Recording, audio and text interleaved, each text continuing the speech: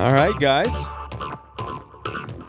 Hello, everybody. I'm going to wait just a few minutes here to give some people a chance to jump online. The Royal We. I'm going to let the music play here for just a second, and we will get started here very quickly. You guys, happy Monday. Thank you for joining the Royal We Live.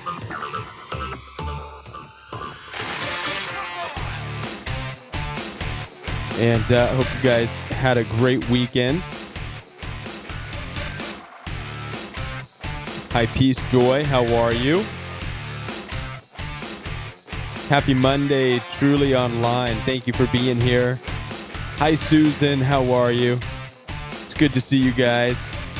And there's a little bit of a lag time on the computer here, so I don't get to see in real time exactly who's jumping on. Hi, Sophia. There you are. Regina. Brooke Humble, good evening. John Broomer, how are you? Baseball Girl, I'm so glad that you're here. Renelle, Nelson, April, Trish, Jackie. There's everybody. And the phone's already ringing. And whoever's calling right now, do me a favor, call back in just a moment because I do just want to get through the intro and also the warning and everything else just in the beginning of the show, guys. So we're going to go ahead and just get started. It's 10 o'clock. Hi, everybody. And thank you. I hope you guys had a great weekend. I'm glad you guys are here. All right, guys. And thank you so much for joining the Royal We Live. For those of you who are jumping on here for the first time, thank you and welcome. You will be able to contact the show live tonight and talk with us. The phone number for the Royal We Live is streaming. It's scrolling, rather, at the bottom of the screen. You'll see the telephone there. You're welcome to call in. You can call in with any questions pertaining to narcissistic abuse or any comments or any concerns that you have, perhaps regarding a video that you've seen of the Royal We, or just something in general that's bothering you, right, when it comes to narcissistic abuse. Now, I do want to let you guys know that you will be live, so be mindful of your words. Filter your words. You don't have to use your name. You don't have to use anybody's name. You can remain completely anonymous, guys. And now the good thing about sharing your questions and sharing your concerns about narcissistic abuse is that, one, it helps you to heal, right? It's good to be able to talk about what's going on in your life. And not only does it help you to heal, but it also helps those who are watching and those who are live.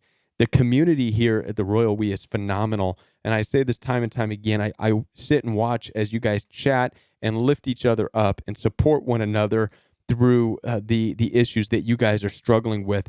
That's what the Royal We community is all about. It really is. And so that's a huge thing. That's a great thing to see happen. And so before we get started in tonight's showing, I do want to go ahead and put the warning out there. Viewer discretion is advised on this live show. We are talking about narcissistic abuse. We're talking about issues of domestic violence, possibly.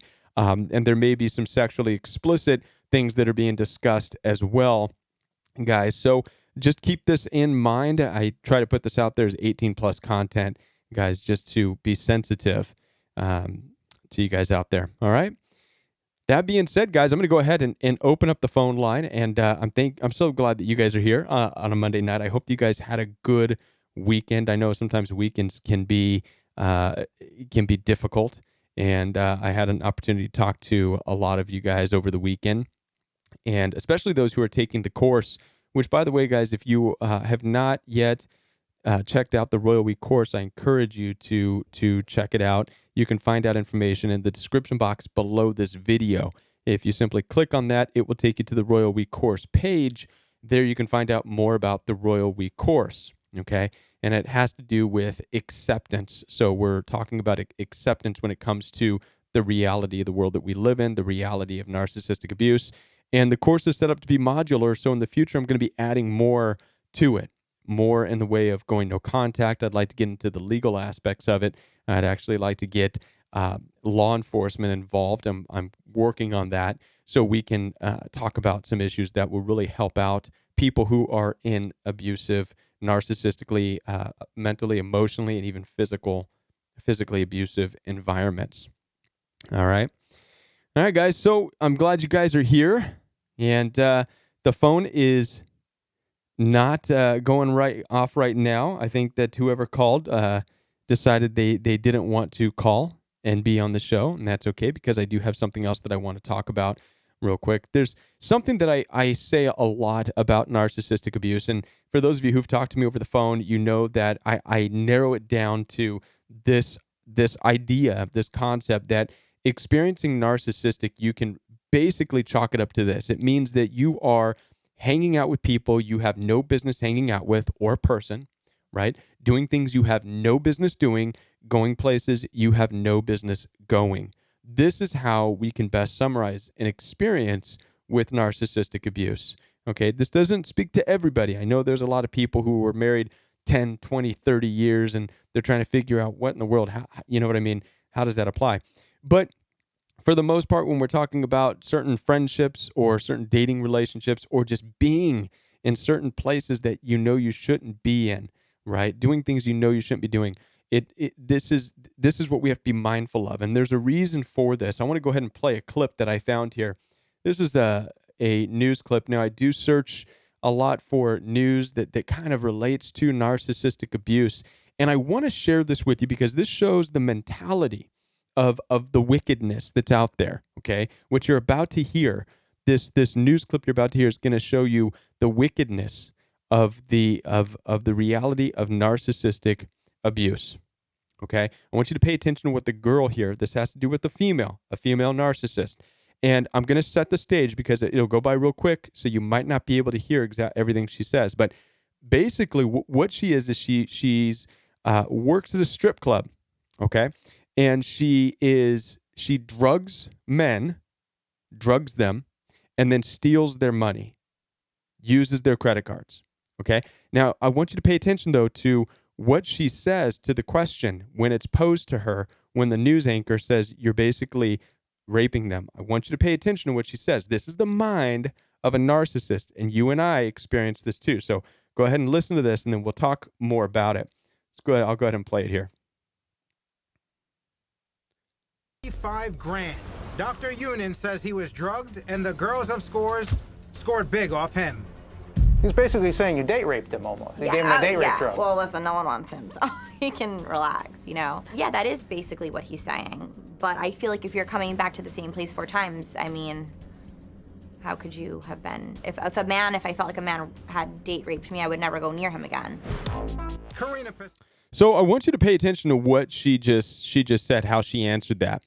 So what's going on is that they at this particular strip club, again, when we deal with narcissistic abuse, what is it? It's being with people you have no business being with, in places you have no business going, right? And so here's the case in point. So at the strip club, this female here with some others drug the guy. And when one of the guys who happened to be a doctor with a lot of money, he realized that he was being drugged, right? Her attitude, okay, towards it when he asked her was, well, first of all, nobody wants him. So that's a typical narcissistic thing, right? Well, first of all, nobody wants him, so he can relax, okay? It's not rape. We're not raping him. We're just drugging him to get his money. That's all we want, okay? That's the first thing, sign of narcissism. Very dangerous. The second thing is look at the justification that she used. Here's what she said. She said, well, I mean, he keeps coming back, right? I mean, if he keeps coming back and we keep drugging him, that's his fault. Did you catch that? That's what she said. She said, if I was being raped, I wouldn't go to the same place I wouldn't go back to the place where I was being raped. Okay. And the reason I want to bring this up, guys, is because this is such an important topic. If you know the narcissist that you've been dealing with, right, chances are you've come across a situation where you started to feel that way. They start to throw it back at your face. I know in my particular case, I actually made a post. This was years and years ago. And I was putting out this idea. I said, you know what? I guess I'm allowing the abuse to happen to myself by continuing to go back. And in a way, it's true. I was. The more I would engage with the narcissist, the more you engage with the narcissist, the more you try to talk to them, the more you try to go back, they develop that attitude. They start to say, well, it's your fault that you keep coming back. And this is where they tie you in. This is where they tie you down. You're there saying, let's work on this. I love you. Let's have a relationship. Let's be nice. and they keep hitting you and hitting you and hitting you. And you're in this place where you're stuck with no option but to leave, right? Because here's what they're saying. When you say, stop hitting me, stop being abusive, they're saying, you keep coming back. You must like it. You keep coming to me. Okay? That's exactly what this girl who's just been arrested is basically saying. Let's listen to it one more time just so you can catch what she's saying. She drugs the guys, steals their credit cards and their money, and her saying that nobody wants them anyways. Very narcissistic, very I don't care. I don't care about these guys. And then the last thing she says is, well, hey, it's his fault. He keeps coming to me. So I want you to hear your narcissist, your abusive person doing the same thing to you, right? He's basically, he or she, whatever you're dealing with, is basically saying the same thing to you. Well, you're the one that keeps coming to me after I call you names. It's your fault. It's your fault you keep coming back. It's your fault you keep coming back. Let's listen to it one more time. 5 grand. Dr. Yunin says he was drugged and the girls of scores scored big off him. He's basically saying you date raped him almost. You gave him a date rape drug. Well, listen, no one wants him, so he can relax. See, no one wants him, so he can relax. That is basically what he's saying. But I feel like if you're coming back to the same place 4 times, I mean, how could you have been? If I felt like a man had date raped me, I would never go near him again. She's justifying it. Karina Pescu. She's justifying the possibility of possibly even killing a guy. She doesn't care. She's drugging him. And what's her justification? Well, he's come back to our club, our strip club, which is a strip club that, granted, I wouldn't go there. I don't recommend anybody go there, apparently, because they have girls that drug people there and steal their money. So nobody should go there. But the attitude, the justification, well, they're walking through the doors, so that means I get to try to kill them. I can drug them. Nothing wrong with that. I mean, if he doesn't like to be drugged, then he shouldn't come. Okay? So I want you to catch this. This is what your narcissistically abusive people or your narcissistic family members or your narcissistic friends, they're all saying the same thing, except it's different. They hate you, and in some respect they're saying that, well, you keep coming over, so we're going to keep abusing you. You keep trying to talk to me, so I'm going to keep calling you names and cussing you out because you keep coming back. But at the same time, they're saying, oh, don't go. We need you. Right? And that strip club's saying the same thing. Well, no, don't leave, guys. We need your business. We do need people. But when you're in here, we're going to drug you and do whatever we want to do. And if you die, oh, well, it's your fault. We drug you, you pass out, we steal your credit cards, we steal your money. Oh, well, it's your fault. You came here. 4 times you've come here. You deserve to be stolen from. Okay? So this is what we're dealing with. This is the narcissistic, highly dangerous, narcissistic traits that we're up against in the world. So why am I saying all this, guys? It's because of this.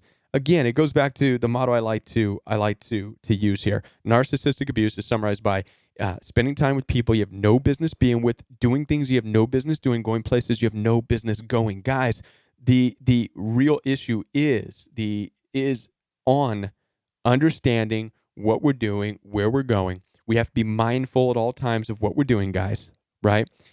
Society, this narcissistic culture is putting the pressure on you and on me to be aware constantly, to be on our guard,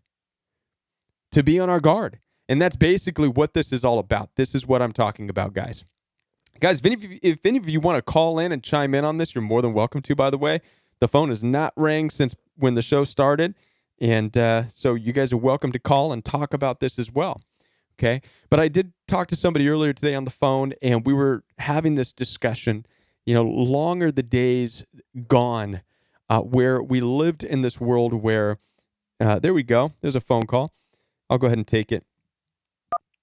Thank you for calling. You're live on the Royal We. Hello, Kevin. How are you? I am doing good. How are you? Oh, I'm not doing so good, but I'm sure I will get better. What's going on? For the last 3 years, I've been realizing that I come from narcissistic parents, and I've been married for 27 years, separated for 3 months, no contact for 3 days. This is your husband? Yes. Well, actually, I feel like I married my dad and my mom through this man that I've been for with 27 years. Right. Right. And this is And typical. so, It's typical when you experience narcissistic abuse. One of the things that you're going to find out is that it opens your eyes and you realize that it's not the first time you've seen it, right? You realize you're in an abusive situation, and suddenly it just opens you up to the fact that you've seen it all your life. Your parents, your right, mom, your dad, your siblings. You realize that, oh my gosh, this is for real. It surrounds me, right? right. And I have been blind for my whole life, basically, until just recently that I start researching. And one therapist told me that that my husband was a narcissist, and I was in denial. But now that that I search information and I realize that he is, well, I go back to my childhood and I realize that both of my parents are narcissists too. Mm-hmm. Mm-hmm. So not now I feel like I'm in a deep hole. Like, how do I move forward? How do I get out? Right. Well, there's a lot of issues here to discuss. So first of all, are you still married or are you separated right now? Are you divorced? Still married, separated for 3 months. I Okay. have 3 kids, Okay. and I depend on him financially. Right. And that's a difficult one. Okay. One of the things we've discovered about narcissistic abuse too is this issue of dependency. Okay. Dependency plays a huge role in staying in an abusive situation. Right. Now, a lot of times when you're younger, this is the truth. When you're younger, when you're a child, you have no choice but to be dependent on your parents. And it's heartbreaking and it's sad that abusive parents exist. And of course they do. They're all over, neglecting their kids, uh, you know, being too harsh and critical and judgmental and just destroying their children's esteem, destroying them, which in turn, a lot of times creates either an extreme, empath who's longing and needing for some kind of attention or an extreme narcissist, right? Uh, but there's a dependency there nonetheless. And then when you get married, oftentimes you find yourself in this dependent place again. Like you just said, I'm dependent. I have nothing. This is an issue. This is a problem. You should not be in a place right now where you're completely 100% dependent, right? That's rough because it puts you in a spot. If you have nowhere to go and nothing else to do and no job to fall back on and no way to, at least fend for yourself in some way, shape, or form, then that's a problem. That's a problem, right? Because Okay, it so keeps you in a situation where what choice do you have, right? I feel like I can help myself in that regard because I Okay. feel like I can work. Okay. But how can I break this codependency, the emotional codependency? Like, I feel like an addiction, like I'm trapped. Hmm. Well, And so right. I mean, I know it's 27 years, a long, long, long time. That is a long time. And so, in some ways, you have grown in to accept the role and the way things are. And I don't know how bad things are in your marriage. Only you know that, right? But it's possible that you just grow into that, you accept it, and you just live it out. And so here lies this choice that you have. You can live out the rest of your life like this, or you can choose something different, right? And again, So is it but possible? well, of course it's possible. Anything is possible, right? But is it right? That's what you have to ask. In these circumstances, you need to do what's right. Okay. So, and again, without knowing too much detail about the marriage, right, and what's going on, and I'll go ahead and let you go and open up the phone line while I finish this. Okay. But in in marriage, it's difficult, right? Obviously, it's not right to leave and divorce simply because there are, maybe some tensions or some silent treatment or something like that. These things are hard, but they can be resolvable. Okay. Now, if we're talking about infidelity and cheating and adulterous affairs and all these kinds of stuff. Now, that's a whole new world where you may have to, for your own safety and for your own protection, get out, file for divorce, learn to live on your own, right? Get your own apartment, get your own job, get out, get away from the situation, because you don't want whatever they're bringing home, spiritually, mentally, emotionally, physically. You don't want any of that, right? Doesn't belong in your space. So it's important to understand that, guys. And so for that caller, she would have a decision to make depending on what is specifically going on in the marriage. Is it right for her to be able to work it out, or is it the right thing to do to go, right? To protect herself, okay? And do it in a right way, in a good way. So that's an excellent question. As far as the addiction part, addiction does take place. Especially if 27 years, it's less addiction, and there's that aspect to it, but everything, so much time invested, all of her, she's invested all of her time and everything she has into this marriage so far. And so that's a very difficult one after 27 years, okay? But I have heard and talked to people who have left after 30 years. And so it does happen. It is possible. It is scary to take that step out, right? Now, I haven't been in that situation where I've had to step out of a marriage, but I did step away from a lot of people, right? I moved from one state across 5 states to start anew, okay? And I'm going to be honest with you guys. I did it without any job leads. I didn't have any, okay? I did it with very minimal amount. I'm going to share this with you because of the situation that I was in with our family. It was very difficult. Finances were extremely bad. The job market at where I was in this particular place in California, very saturated, very difficult to find work. The mental and emotional abuse and rivalry and tensions between certain peoples was getting out of control. And so got to this place where I'm like, I feel like we just need to get out. We were being purged. I had to go. Very difficult. And I remember I went to a church family that we knew. When I say church family, I mean just people, our community at church where I went. And we were talking about moving out of state.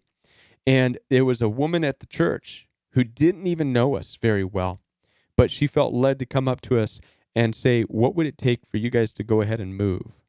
And it wasn't in a way like, we want you guys to go too, get out of here, get out of California. No, it wasn't like that. It was in a way in which I believe that in her prayer life and the way, the Spirit spoke to her, it was impressed upon her to tell us that we need to go. I'm going to go and take this call and I'll finish the story. You're on Live with the Royal We. Thank you for calling. Hello. Hello. How are you? Am I on? You're on. Hey, Kevin, I need help. I'm stuck. What's going on? I've called in before. Well, my ex-narc keeps calling. She's relentlessly trying to get a hold of me. Okay. And the way I left stuff, we haven't talked in 3 months. And 3 months ago, she hoovered me and she told me she's going to get married to this new supply. Okay, but she didn't love the guy, and she was homeless. She didn't have anywhere else to go, and painted this real sob story to me. And she gave me her email. And I guess it was about a week later, I discovered narcissistic abuse, okay, online. And I realized that's exactly what was going on with us. So Okay. I sent her an email describing that, and I sent her an attachment with a YouTube video. Okay. And she's been blowing me up ever since. But when she called, I didn't want to talk to her. I just wanted to discard and move on, okay? But she's been relentless, calling all the time, emailing, texting, and I'm not looking at any of this stuff. But all my friends are saying, well, wait a minute, maybe you should find out what she wants. Maybe she's in trouble. Maybe this kind of thing. But when she calls, to be honest with you, fear, I get afraid. I don't know why, and then the next thing that goes through my head is like, I feel powerful. I feel like I'm not answering. I'm giving her back I'm kind of taking my power back. But the people that don't understand narcissistic abuse, they think I should talk to her. They said, well, next time she calls, answer. So I don't know. Are you there? Yeah, I'm here. I don't know what I'll be honest with you, man. I don't know why you're messing around with it. I mean, based on all the, I mean, you threw a lot of stuff out there. All right, she's Yeah. with some other dude and possibly getting married and this and that, and here you are going back and forth. You know, at some point, the question just comes down to you, man. What are you doing? You know, if it, why are you still messing around with this? What are you hoping to have happen? Let me ask you this: what are you hoping to have happen? What do you want? Okay, I can't hear you too well. I can't hear you too well. What are you hoping to have? What are you hoping to have happen in this situation? What do you want to I don't happen? know. I mean, I can't take her back. I would never go back to her because I know what she is, and it's like it's exactly what we described. It's like the love bombing. Sure. You know, to devalue, replace you, discard you, that whole thing. So I then, know that dynamic. So then, based on that, where are you confused and how to handle this? Well, I'm not blocking her yet. I haven't blocked her. Why not? I keep my phone off a lot of times if she's interfering. Wait. With me and my friends. Why not? Why not? I don't know. I'm afraid, Kevin. I'm afraid to talk to her. I'm afraid. It's weird. It's like no. Why? There's something inside me that is scared. I'm afraid. So why have you not blocked her? That's the question. Well, actually, I don't know how to do it. Technically, I don't. Maybe that's what I need to do. And then, and the other thing is with the Facebook, is you can't get a hold of me there. And there's so much fear inside me though about this whole thing, man. It's like I'm afraid. I mean, but she's already married somebody else. She told me the last time I talked to her that she doesn't love it. She's scared. She had nowhere to go. And I'm like, well, you can't come here. The best I can offer you, I can take you to a safe house. And she said, no, it's her problem. And the last thing she ever said to me, I said, would you ever think about me? She goes, oh God, yes. And I got cut off. Whatever. My suggestion here is stop. Just stop. Stop. What's that? My suggestion is to just stop. Just stop. Okay. That's it. Stop. Right? Stop. So stop. Just stop. Don't talk to her on social media anymore. Block her. She's off. She's marrying somebody else. Let it go. You need to stop. Okay. Right? I know it's tough. I know it's easier said than done. Right? I know there's this addiction still that's going to, maybe I can resolve it. Maybe she's going to love me. Maybe she's going to be this, and maybe she's not. She's not. If she was going to be, if she was going to be all this stuff that you're hoping and waiting for her to be, then it would have happened. But it hasn't. Yeah. It's not going to. And you're going to pine, and you're going to wait, and you're going to go back and forth, and you're going to, invest more years in this nonsense when you can be working on moving yourself forward and getting yourself into a better place in life. Right. So my suggestion to you is to get off of. I thought I had done pretty well, though. I thought I'd done pretty well up until she hoovered me. I was doing great with everything. And then when she did this, and now she's like, the last she tried to tell me, I called in last week, we talked for a second. Right. And she let me know that this one guy died, and we're just trying to do anything she can to get me to open up and talk to her or whatever, but I refuse to do it. Okay. But I don't know where the spirit starts coming from, man. When I see her, like I'm telling you, man, I come home and I get on my computer, and all these things pop up on the right-hand side, and there's like 3 of them from her the other day. So I'm afraid to look at my computer, man. I'll put something in front of that. There's a lot of fear, and I don't know where that fear's coming from. Well, listen, I'm gonna let you go. The fear is because you're dealing with a narcissist. I'm gonna let you go, but thank you for calling in, and block her. All right. Yeah, I mean, if you have a fear of somebody, guys, and and you don't know what to do. Obviously, you've got to get out of the situation, right? You got to block that. You've got to disconnect from social media. I disconnected from social media for a long time, guys, when I was dealing with it, because part of what abusive narcissists do, they will not go away. They will find a way to make little messages and send them your way. And hi, you're on the Royal We Live. Hi. Hi, how are you? Hi, this is Karen. How are you? I'm doing good, Karen. What's going on? Oh, I just wanted to call to let you know that I enjoy these videos and I enjoy this live chat that you're doing. Thank you. I just recently found out that the person I was with for, it's been a couple of years, been with a narcissist. Okay. He's and something just drew me to the videos to listen to him. Mm-hmm. And the more I listened to it, the more I found out that that behavior was that. Right. And it was just, it was mind blowing to find that out. Hmm. But the more that I find out, the more that I listen to it, um, the better it is to do the no contact, and it makes it easier. I Hmm. really appreciate the fact that you can get here on YouTube Live and you can see everybody's questions, comments, Yeah. um, Yeah, I draw enjoy it. from their strength and their peace. It's Right. just, it's really comforting to know that. Um, but I have been having contact with him still. Okay. Um, he texts different things. Sometimes he's nice. Sometimes he nice and then gets nasty. So when I hear that and see that on the text message, I just go away with that because I can't deal with it because I know if that's something to draw me back in. Well, so let me ask you And this, just like I asked the gentleman who called prior to you, why exactly are you staying in contact in this situation? no, he's contacting me. I went no contact. Okay, okay, okay. That makes sense. And they will. And so what's your typical response? How have you been handling it? Well, I looked at it at first when it first happened.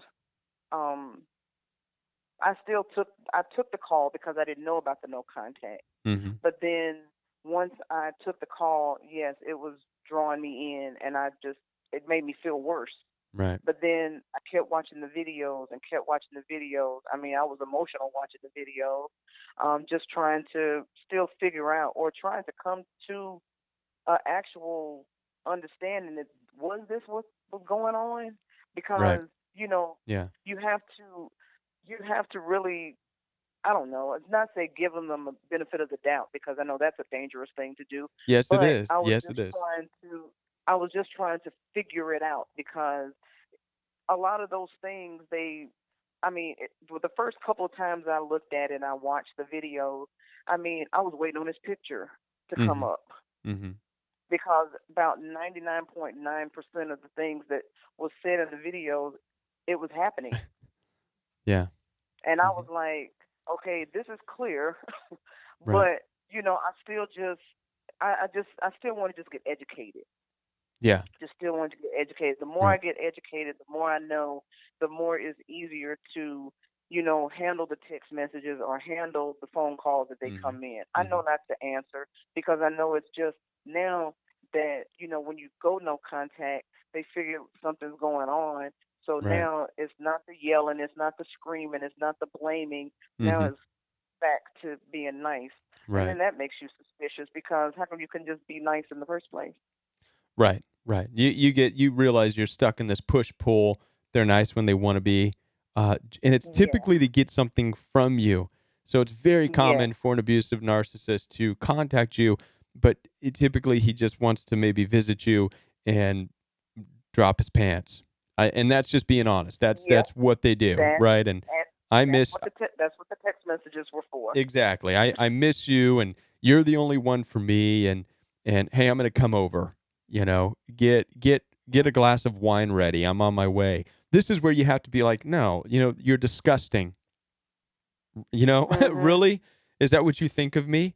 Listen, this is what you as a woman have to decide and you have to determine in your heart, right? You got to look at these guys, look at this narcissist, and you have to be able to identify the truth and the reality of what's going on. Listen, you don't pay my bills. Does he pay your bills?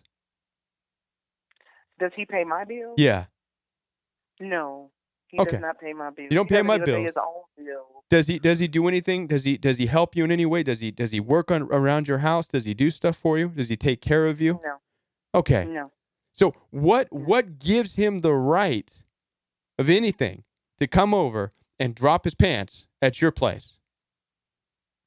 nothing. Doesn't give him any right. Thank you. You're rewarding him for nothing. You're rewarding him for diddly squat. Nothing. It's backwards. I even talked to one woman, as a matter of fact, today. Not only was it the same situation as yours, but the guy would come over, drop his pants, whatever would happen, and then had the nerve to say, I'm out of money. Can you give me some gas money? And my mind was blown. I said, wait a minute. He's coming over, you're pleasing him, and then you're paying him? You know what I mean? So this is where we have to determine it needs to disgust you. And I know I'm getting this out, and I'm trying to make you see it from this perspective. I want you to step outside of yourself, outside of the situation, and see and visualize this emotionally homeless person. You might as well be a true homeless vagabond person coming over, and you're pleasing him. Right? Oh my God. I know, it's disgusting, right? And so at some point you realize your value. Wait a minute. No. I deserve somebody who's going to take care of me, who's going to help me, right? Who's going to help me in my home, who's going to put a ring on my finger, who's going to make a promise to me and a commitment to me to build a family. Let's go. You know? Let's go there. Let's go there, Kevin. Well, but make it happen. I don't mean the promises. I don't mean just listening to the promise. Oh, sure. I'll put a ring on your finger. No, come on, and let's go. Let's go pour some wine. I don't mean that and going along with that. I mean patiently waiting it out, saying, no, I'm not. You keep your clothes on, all of them. Yeah. Until there's things happening, right? That's what we're talking about. It's difficult, but it comes down to knowing your value. I can't say it enough. Stop giving away your goodies for free, because that's exactly what it is.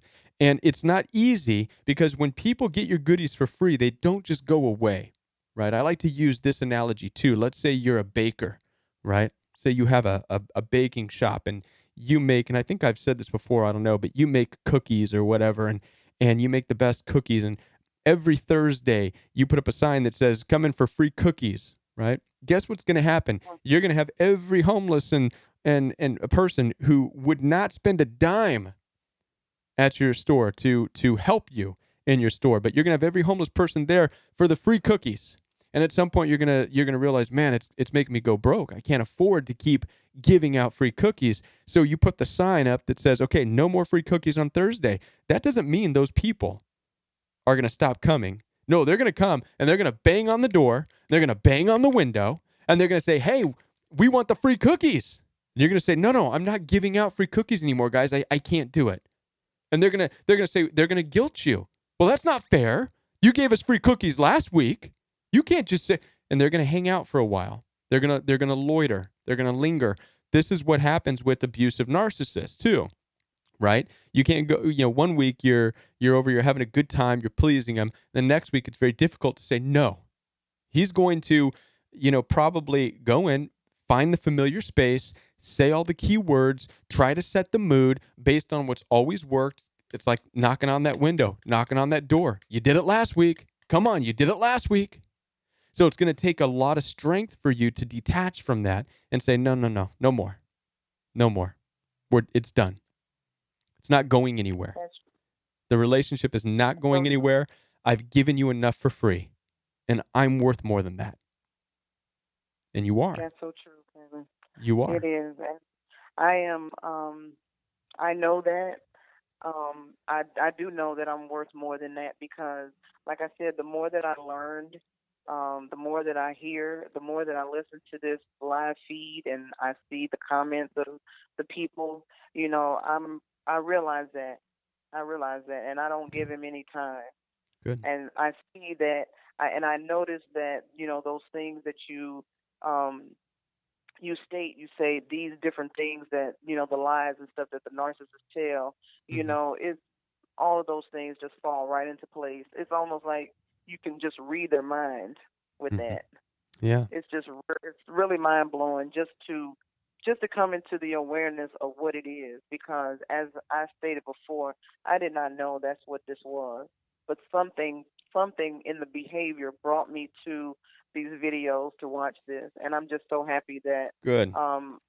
I found the videos, that I found the Royal We and this family, and I'm glad to be a part of this, and I'm going to continue watching. Thank you. Appreciate you. Thank you so much for calling. I appreciate you. All right. All right, Kevin. Thank you so much. Bye. All right. Yeah, that's it was an excellent call, and it is very difficult to stop and to get away and to break free and to regain your value and to know why you're stopping, to know why you're detaching. It's not about, again, detachment and no contact, guys. It's not about punishment. It's not about pushing somebody else and for vengeance. It's about you. It's about coming to this place where you know your value, and so you want to protect yourself and your value. I'm going to take one more phone call here. You're on live with the Royal We from Colorado. What's going on? Oh, hey, it must be a bit of a delay. I must be watching a different show. Yeah, hey, Kevin, I had the opportunity to, there must have been one last night. That's so funny. I had the opportunity. I got let off the charges for breaking a restraining order. Okay. And they held me in jail for a couple months. No charges, no evidence. She was going out with a cop. He's the mayor of the town. He's part of the mining deal. It's a whole crazy story. But they dropped all charges on me. 2 months in jail. Did you call last? I remember this call. You called last week, right? Yeah. Should I press charges against her? I mean, because last year I got a felony over this for texting her 4 times. Right. I don't. It was. Yeah. This is something. Listen, one of the things, guys, I'm not an attorney. All right.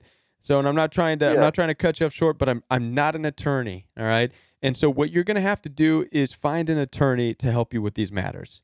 If you were falsely and fraudulently, I guess I shouldn't have bothered you. Yeah, no. If you're falsely or fraudulently accused, you got to get an attorney, get some legal support there. And I'm not, unfortunately, that's not my area, so I'm not able to offer you any suggestion. All right. It just destroyed my reputation around the little town, you know. And, right. Yeah. That's right. I shouldn't have called and asked such a dumb question. No, it's not. It's just I don't know if I'm feeling vengeful, you know, or if I'm reacting out of intelligence or just plain out acting because I'm pissed off about the whole damn deal, you know. You can be all of the above, and which is more important. It's more important for you to go and talk to an attorney about that, right? Because you don't want to do anything out of anger and vengeance and this and that. So, but thank you for calling back. Appreciate it. Yeah, sorry to bother you. Thank you. Bye. Bye. Yeah, all right. And back to the story, guys, that I was saying before the phone calls came in. When you're ready to go and you know that you need to get out of the area, which was where, I was. And well, I'll take one more phone call. Why not? We're overdue, but I think you guys are still there. You're hanging with me. So let's keep going a little bit longer. You're live on the Royal We.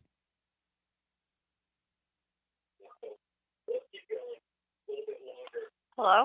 Hello. How are you? My question's, I guess, a little odd.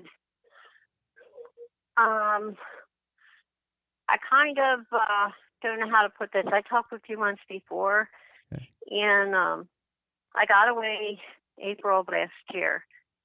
And I guess to get, it was tough. You helped me to understand things a little better. Okay. Do me a favor real quick. Do me a favor real quick. I'm sorry? I said, do me a favor real quick. It sounds like you already did, though. Okay, I was going to have you turn the computer down because I thought I heard it in the background. But go ahead now. I turned it. Okay. It was a TV. Anyhow, it was tough doing up contact. I'm trying to just race through this to get to the real point. Okay. I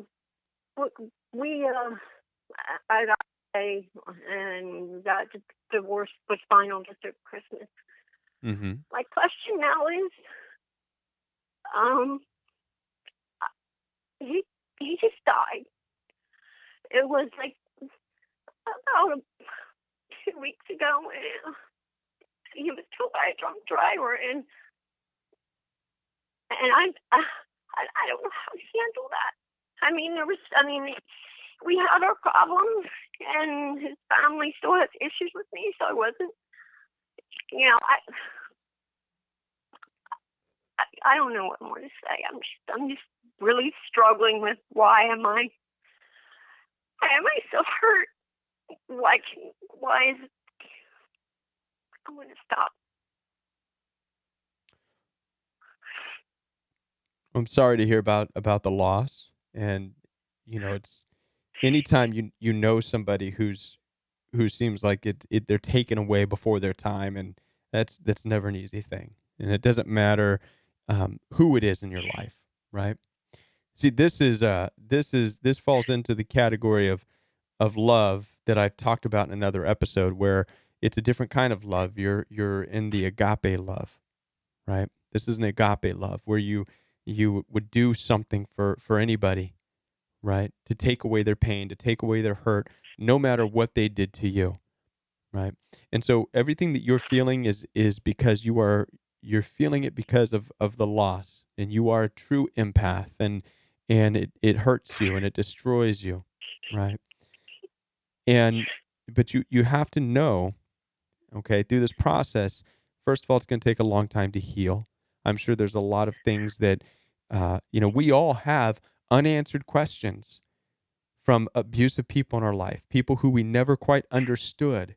And we're learning how to live without those answers. And now you're in the situation where you had to live without answers, and now you're not going to get them. And you're going to have to come to terms with not getting the answers that you want from this relationship and from this person, from the abuse, from why they were, the way they were. Okay. Why things couldn't work out the way they did. And then obviously it's not your fault. That's the biggest thing. None of this that took place is your fault. It's just I'm moved far away, and I'm alone, and just to know that his family, for some reason, has things against me too, and I don't know what they are. I mean, it was like I was fortunate to find out that it happened, but I was cut out completely of everything. And I know maybe you'd probably agree with that, and it should have been how it was, but it was like it hurts. It really, really hurts. Right. And I just didn't, I didn't know what else to do, or if you had a video that I missed on how to deal with something like this. Well, I do have a video on closure, and you can look that up. And I also have a video on hope. Okay, letting go of hope, and actually in that video on hope, if you find it, I'll share a little bit about my heart behind that, because part of it deals a little bit with what you're dealing with. Okay, I tend to lean into the scripture, the Bible, for things like this. Okay, and there's the story of King David. I'm sure you know King David. Everybody knows him. And his son, one of his sons, fell ill, was very sick. And during the time of his sickness, King David was just crying and crying, and he was on the floor, and he was laid out, and he wasn't eating anything, and King David's servants were coming to him saying, "You've got to eat, you got to get up, you got to do something," and he wouldn't. He just wept, and he wept because his son was sick. And then the day came where his son died. And King David, he got up, and he went over and sat down, and he ate. And then his servants were going crazy. What in the world? You were crying and weeping and carrying on, and you were starving yourself and doing all this stuff while your son was sick. But now that he is dead, you're eating. That makes no sense. And then King David challenged them back. He said, while my son was sick, I had the opportunity to plead, there. There was a chance, right? But he's dead. What good does it do to sit and weep when that chance is gone? Okay. And so for you in this situation, why I'm telling you this is that, you've spent a long time with this person, pleading and hoping and trying and to find closure, trying to help him, trying to help the relationship. You spent your time like King David, crying and weeping over the relationship when the relationship was sick. Okay? And it never brought the relationship back to life. Okay? And now he's gone, which is hard, but this is where hope is let go. There's nothing more to hope in it. Now you realize that you did everything you could, right? You did everything you could to hope into a relationship and to invest in it. Now it's time to realize that it's no longer that it's gone, right? It's difficult. I know. it is, and you did bring up this scripture part, I guess, and about being empath. But I mean, I'm the Christian part too. I struggle because through all this, I can't pray. I can't. I just feel lost, and I feel then I feel guilt there too, because it's like it's when you know better, Bam. Well, you know better, and I know. Listen, narcissistic abuse has a way of turning, especially if you're a believer, it will challenge you. It will turn you away from God. It can. Okay? I did. yeah, It did for me. I'm just going to be honest with you. I spent a lot of times because I felt misled by church. I felt misled by pastors. Nobody understood what was going on. And I got really tired and I was a worship leader for a huge church, and I prayed for so many people, and then I would step outside, and in the world, I was experiencing this abuse and this culture that was just destroying me and eating me alive. And I'd go back to the church saying, I can't do it. I can't do this. Something is off. And I got tired of hearing, well, just love them. Just love them. Just love them. Just hang on to hope. And one day I wanted to shake the pastor and say, you don't get it. Love is failing. Love is failing. I am witnessing love fail, and I'm tired of seeing it. I'm looking at people, and I'm loving them, and it's failing. It's blowing up in my face. Love is blowing up in my face. The love that you taught us, right? And so I turned my back, and I remember I had it out with God, and I said, I don't want this anymore. Yeah, I know. I've been, but I didn't sign up for this. I didn't sign up for this. Love everybody so that I can get spit on and beat and you know what I mean, and mocked and made fun of and called names and cussed at by this culture, this generation, this narcissistic generation. It's killing me. It's killing all of us. And I turned my back to God, right? But this is where God really opened my eyes. And this is where, because God doesn't turn his back on you. He didn't turn his back on me. He tapped me on the shoulder, and he basically said in my own prayer life, he said, Kevin, congratulations. You finally get the truth. And I said, what do you mean the truth? In my own way. And he said, the world is not a good place. It's the truth of the reality of the world that you live in.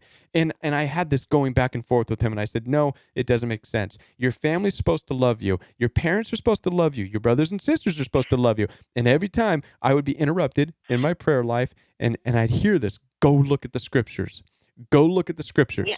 And so I would, and I'd look at it, and I happened to open up Genesis, the very beginning. Cain kills his brother Abel. And I'm like, what are the authors trying to tell me? And I got God poking me on the shoulder saying, that's the world you live in. And I'm like, no, it's not true. He said, yes, it is true. I'm like, no, it can't be true. He said, yes. That's the world you live in. The earth is cursed. This is something that we as believers have forgotten. In this kumbaya, everybody hold hands, let's go blow love kisses and whatever all over the world. Let's sprinkle sunshine. Let's date people we have no business dating. Start having sex with do this stuff, and let's sprinkle a little bit of heaven on it. No, we're getting destroyed because we're failing to look at what the Bible is in another way. Yes, it's about loving people, but it's also a huge book of warnings, and we've forgotten about that. Don't associate with these people. Don't do that. Don't do this. And we've done it. And we've done it. And we've done it. And we're getting destroyed because of it. And now we're like, what's happening? Why? Do you follow me on this? Well, I really appreciate you sharing this part with me, because I mean, I don't have a lot of people that will contact me now, but I do have a few, and they do have some religious, I call it, beliefs and stuff, and then they're trying, it's like they listen to your phone, and then you feel like they're not really understanding. And like you said, it's like, well, I don't even think they can quote any scripture at the time, but yet they're judging me and saying, yeah, I feel like they're turning their backs on me too. And then right. It helped me to hear you say that you actually got so angry with God and you yelled back and you were just saying, I quit. I did. But you really, I had it out with him. My heart is still there, and it's hard, and I know I can't, but my mind is like, I can't talk to you right now, Yeah. No, that's it. But this is the awakening moment for you, right? Listen, you don't have to talk to God. You can be quiet. He's not going to leave and forsake you through this. He's going to open your eyes. And this is what he did for me. Yes, I turned my back on God. But I want to share something else with you. You ready for this? If you ever prayed this prayer, and I'm talking to each and every one of you on this show tonight, if you've ever said this prayer, I want this to open your eyes, because I said this prayer years ago. I mean, decades ago. You ready for this? You want to know what this prayer was? In my younger days, Yeah. God, make me the person that you want me to be. I used to pray that decades ago. God, I just want to be the person that you have made me to be. Whatever it takes, make me the person that you want me to be. Whatever it takes. Okay. Okay. Decades later, and I experienced this atrocious, this unbelievable pain and suffering at the hands of things that I cannot even explain. Okay? Yeah. To come out of it awakened and aware now of what the world and the culture and the society we live in is really about. So God is fulfilling he's answering my prayer that I prayed decades ago.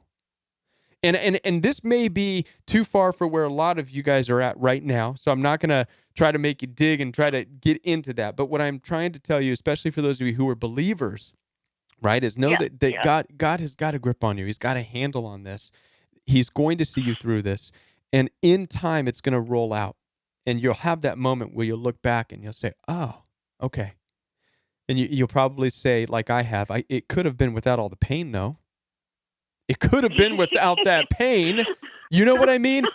And seriously, I was terrified. There was times where I was fearing for my life. Are you serious, Lord? Is that what it takes to get people to where you need them to be? And sometimes I hear God poking me on the shoulder saying, for you, yes. For you, it had to be terrifying and scary and threatening and bullying, and you had to cry, and you had to because otherwise you wouldn't have been ready for what is next. Okay. What he's got prepared. I mean, you've helped me a lot, really, with sharing that and everything, because I am there, and that was the other guilt I was dealing with. Is like, I'm turning my back on the one person I know who's there for me, and it's like, I don't want to hear from him. I don't want to even talk. So, sharing your story, and that's the first time I laughed all the time. So thank you. Good. Thanks.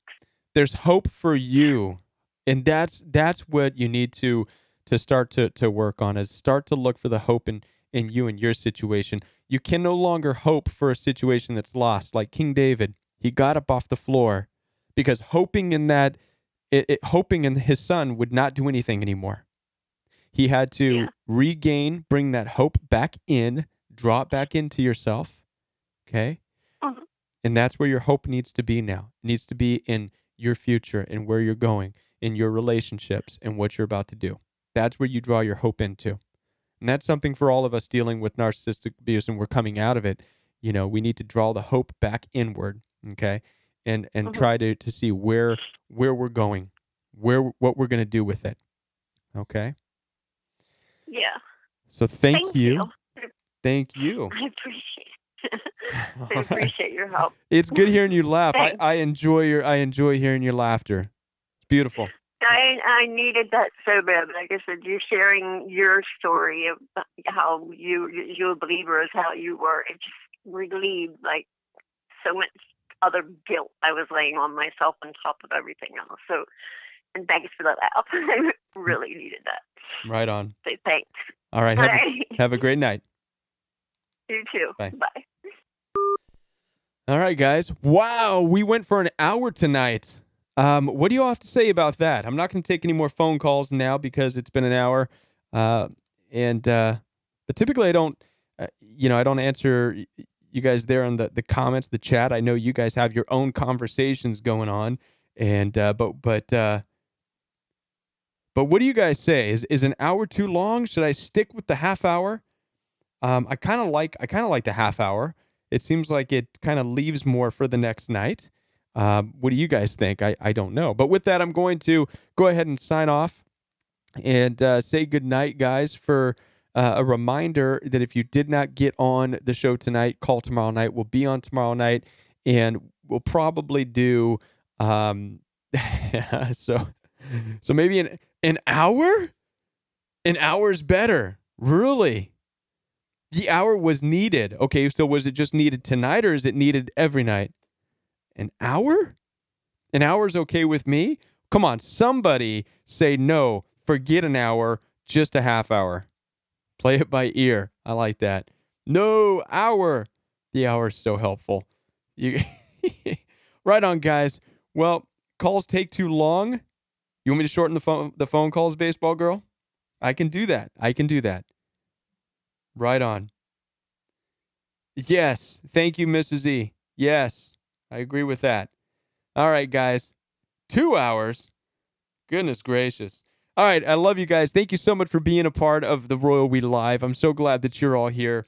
And we will be back tomorrow night. So if you didn't get on the phone tonight, call tomorrow night and share what's going on in your life. Share your questions with everybody and share how you're moving on. I appreciate you guys, all the phone calls tonight. And for those of you who have not heard, there is a course available. The Royal We course can be found in the description box below this video and all of my newer videos.